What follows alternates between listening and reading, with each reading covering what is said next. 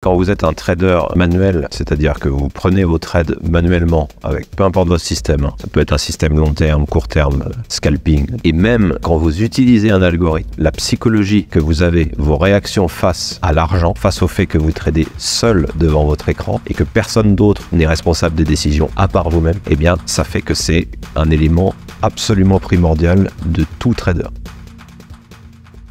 C'est-à-dire que si on n'a pas des nerfs en acier, c'est même pas la peine, quoi. Oui, sans aller jusqu'à avoir l'impression qu'on doit être un surhomme ou un robot. C'est pas ça le truc, en fait. En fait, on va se bâtir une psychologie. Un vrai système, un vrai mentor dans le trading qui va vous enseigner quelque chose, il va vous apprendre à vous forger votre psychologie. Parce que chacun et chacune, on a notre psychologie de base, notre éducation, comment on a été élevé, comment on s'est formé nous-mêmes, comment on a réagi à la vie et aux différents événements qui nous sont arrivés. Ça, c'est votre personnalité, votre psychologie. Mais c'est pas quelque chose qui va pouvoir être applicable sur le trading. C'est-à-dire que sinon, ça voudrait dire soit vous l'avez, soit vous ne l'avez pas. Et pour ceux ou celles qui ne l'ont pas, c'est un petit peu dommage. C'est même dégueulasse, j'ai envie de dire. Parce qu'il y a des gens qui sont taillés pour ça, et d'autres qui, si on les laisse sans rien leur apporter et qu'on les met face à des situations de trading, ils vont paniquer ou ils vont faire n'importe quoi. Mais ça, heureusement, ça se travaille et ça se forge. Et donc, peu importe votre psychologie de base, qu'elle soit forte, qu'elle soit erratique, qu'elle soit faiblarde, qu'elle soit hystérique, ça se travaille et donc ça permet de pallier 98 ou 99 même, je dirais, quand on sait quoi faire, quand on est un peu psychologue aussi, ça permet de pallier tous ces problèmes-là et donc d'avoir une psychologie forte, pas des nerfs d'acier et tout ça, je préfère juste dire avoir une psychologie forte et logique pour le trading. Il y a des outils aussi pour savoir analyser et s'auto-analyser, pour savoir dans quel état d'esprit on est. Il y a des techniques qui permettent de se calmer, de savoir qu'on n'est pas dans le bon mode de pensée et que parfois il y a des jours où il vaut mieux ne pas essayer de prendre de trade tout simplement parce qu'on se dit là je vais pas être solide sur mes appuis donc il vaut mieux que je sois vraiment relaxé. Il y a des outils qui vous permettent justement le burn-out et de tilter en fait, comme on peut voir dans certains au poker professionnel par exemple, ça arrive, il y a des gens qui connaissent très bien les stratégies mais quand ils sont poussés dans leur retranchement émotionnel, on les voit faire n'importe quoi, quelque chose qu'ils n'auraient jamais fait en temps normal. C'est ça. Ça peut arriver à un trader tout seul chez lui qui s'est mis son laptop dans le salon et qui se dit là, ça fait 3 fois que je perds, cette fois-ci je double. Oui. Et que ce soit dans le côté de perte ou dans le côté de gain. Parce qu'il y a malheureusement, il y a les deux faces de la psychologie. Il y a l'euphorie et il y a le désespoir. Et dans ces deux cas-là, il faut absolument avoir des zones de protection qu'on s'est forgées nous-mêmes.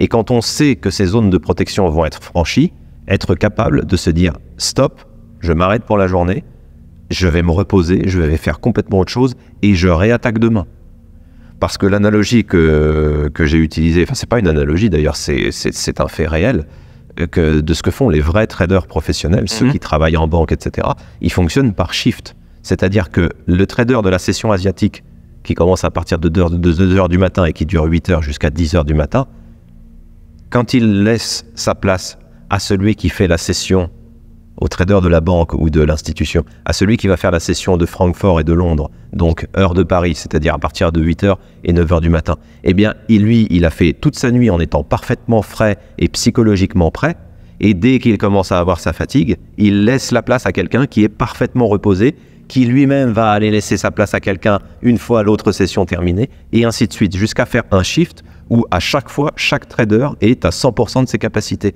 Donc si vous n'êtes pas capable d'être à 100% de vos capacités sur une période de temps, il vaut mieux s'abstenir. Ouais, c'est sûr. Parce qu'on sait qu'on va faire une erreur à un moment donné ou pas. Déjà que le trading est difficile quand on est à fond, quand on est vraiment, je dis pas à fond, on clique comme un taré. Non, mais concentré. Voilà, quand on est concentré et psychologiquement formé. Déjà, c'est difficile parce qu'on se prend forcément des trades perdants, des trades gagnants, des choses qui se passent, des choses en plus de la vie de tous les jours qui viennent aussi perturber le trading. Ça, il faut être fort aussi sur ça. Parce que sinon, on se laisse accabler par quelque chose, par une nouvelle qui n'a rien à voir avec le trading. Et donc, si ça vous accable vraiment, si vous voyez que vous partez dans le côté, on va dire, dans le côté désespoir de ce qui s'est passé, eh bien, il vaut mieux, pareil, s'arrêter. Le marché sera là demain. Ça va forcément impacter les performances. Ah oui, oui. Même si c'est pas en rapport, s'il y a quelqu'un qui vous a mal parlé, que vous êtes énervé, s'il y a quelque chose qui vous a contrarié, ou au contraire, si vous avez eu une excellente nouvelle, et pour fêter ça, je vais prendre un trade, surtout pas. Ah non, non, non. Il faut vraiment être capable d'analyser votre état d'esprit et vous dire, je suis dans les bonnes conditions, oui ou non. C'est ça. Parce qu'il va falloir appliquer, pas comme un robot, mais presque, en tout cas avec méthode et discipline, des principes que vous avez appris et testés. Et si vous vous écartez de la façon idéale de pratiquer ce que vous avez appris, vous écartez des résultats que vous avez pu mesurer aussi dans les tests que vous avez fait. Et du coup, ces mesures n'ont plus aucun sens. Là, ça devient un côté aléatoire, et l'aléatoire, il n'a pas sa place dans le... En tout cas, faut le réduire le plus possible dans la mesure de vos moyens. Et ce que vous contrôlez, vous, c'est ce que vous allez appliquer de votre méthode et la manière dont vous allez être rigoureux. Donc, si vos émotions prennent le pas sur votre rigueur, là, il vaut mieux, effectivement, comme tu disais, encore une fois, ne pas trader du tout. C'est ça. Parce qu'on évite la perte.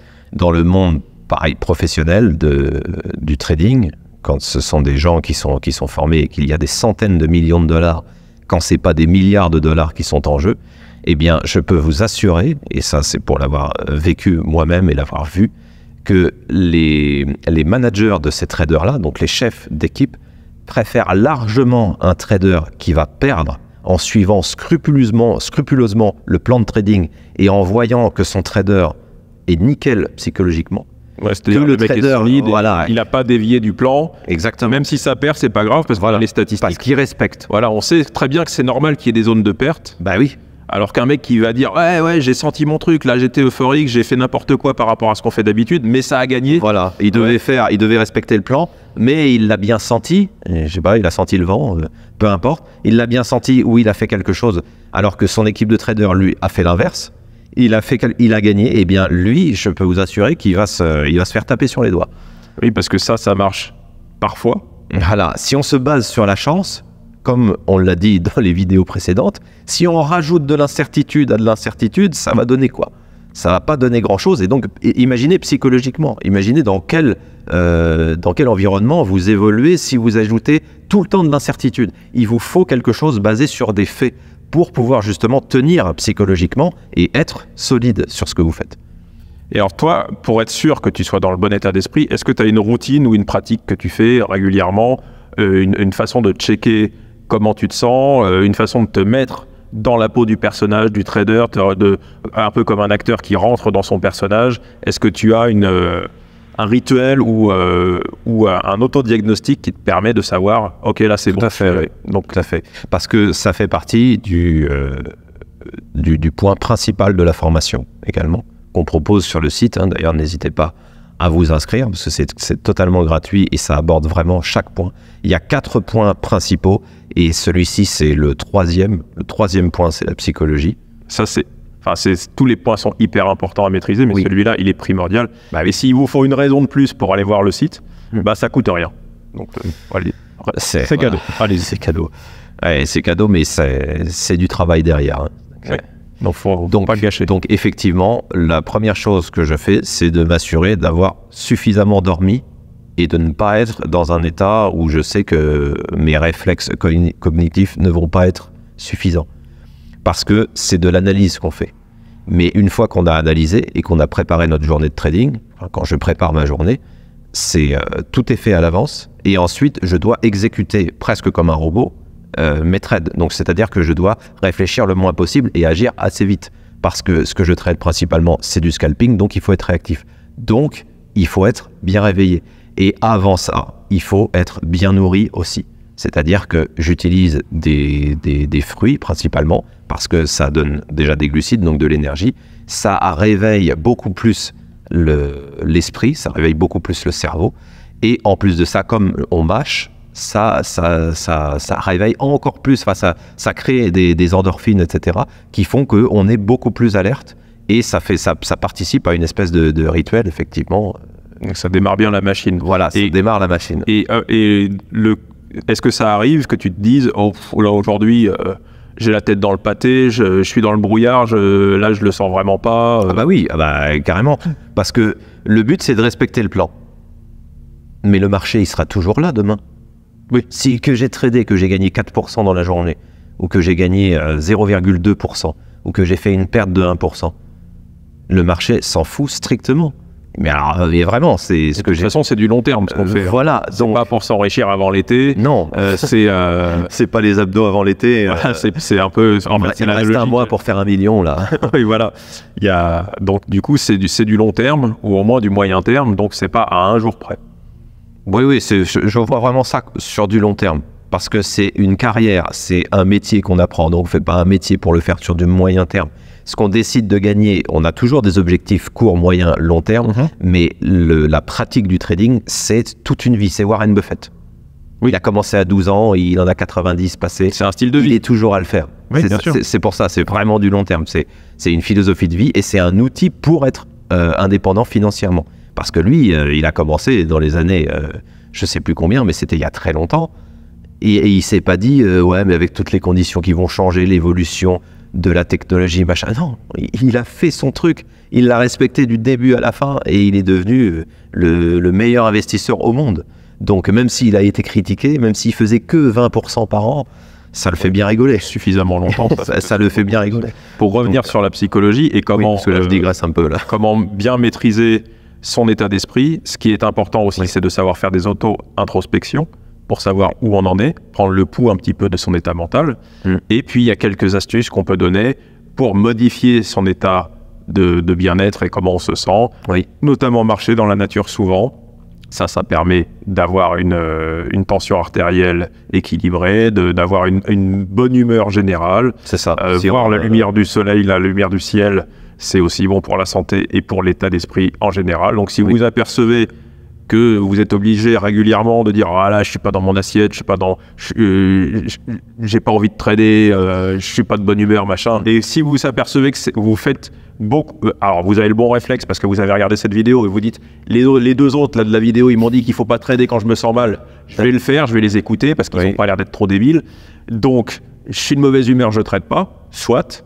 Mais ensuite, si c'est trop souvent, il y a des choses à faire. C'est qu'il y a un problème. Il faudra. Et donc, on en revient à la psychologie. On en revient à la psychologie. Ça ne veut pas dire qu'il faut aller voir un psy ou non, parce qu'il y a beaucoup de choses qu'on peut gérer soi-même. Mais pour se sentir bien, faire de l'exercice, notamment dans la nature, c'est super. Mieux manger, si c'est ça qui pêche. Mieux dormir, comme tu l'as dit, et c'est pas forcément dans l'ordre, d'ailleurs, parce que bien dormir, c'est primordial et peut-être que c'est le plus important. Bien s'hydrater, parce que la déshydratation, ça joue aussi beaucoup sur l'état d'agressivité et d'énervement. C'est ça. Il y a beaucoup de choses à faire. Et puis avoir des connexions sociales avec des gens qui sont aussi passionnés que vous, même si c'est d'autres sujets, par exemple. Le partage, c'est important. Et ça vous permet d'avoir une stabilité émotionnelle au niveau de la psychologie qui est super importante pour pouvoir être performant dans votre trading ou dans les autres activités. Si vous êtes entrepreneur, c'est pareil, prendre des décisions quand on n'est pas dans le bon état d'esprit, ça fait souvent des mauvaises décisions. Si vous êtes chef d'entreprise, vous devez connaître ça. Donc c'est une des facettes hyper importantes à gérer. Oui, parce que si on n'a pas envie de trader et que c'est récurrent, c'est qu'il faut faire quelque chose. Il faut se faire des activités qui nous donnent envie de faire des choses et toujours se remettre sur pied. C'est normal, il y a toujours des hauts et des bas, c'est jamais une fusée qui part dans la lune, ça c'est les influenceurs Instagram qui vont vous sortir ça. Ils sont toujours de bonne humeur. Toujours, ils ont la pêche, ils sont toujours au taquet. Non, ça n'existe pas. C'est plutôt en dents de scie et c'est normal. Voilà. La vie c'est cyclique. C'est comme ça, tout est cyclique. Le but étant que la courbe en dents de scie soit plutôt ascendante pour pouvoir profiter d'une amélioration permanente. Voilà, j'espère que cette vidéo, plus courte que d'habitude, est quand même très utile. Si vous avez des questions, n'hésitez pas, on répondra spécifiquement parce qu'il y a peut-être d'autres choses qu'on peut apporter. Et puis de toute façon, on rentre plus dans les détails. Dans la formation, évidemment, c'est pour ça que là, on ne fait que survoler le sujet parce que la psychologie dans le trading, c'est quelque chose qui est très poussé et qu'il ne faut surtout pas sous-estimer. Voilà, donc allez sur le site, il y a un PDF à télécharger aussi qui résume tout ce que vous pouvez faire avec des mécanismes simples pour pouvoir être certain de vous auto-diagnostiquer d'une première part, pour pouvoir être sûr que vous êtes dans le bon état d'esprit pour trader. Et puis aussi des petites solutions. Petites, je dis, c'est des solutions efficaces mais faciles à mettre en place. C'est ça. Pour pouvoir justement être plus régulièrement dans le bon état d'esprit. À faire une petite routine de discipline qui fait que petit à petit, on se forge cette psychologie qui permet de devenir efficace en trading. Et parfois, 3-4 détails que vous changez dans votre quotidien, ça ne fait pas une énorme différence dans votre habitude, mais par contre, ça fait une belle différence sur le long terme parce que ça vous change. C'est certain. Ouais, c'est incrémentiel. Donc, au bout d'un moment, tout ce que vous améliorez se cumule et au final, vous avez 100% de bénéfices en plus, probablement. Si c'est pas plus, ouais. Allez, occupez-vous bien de votre cerveau, de votre psychologie et de vos émotions. Portez-vous bien et on vous dit à la prochaine dans une autre vidéo. À très bientôt, oui. Ciao. Tchuss. Vous pouvez avoir le mot de la fin. Bien sûr.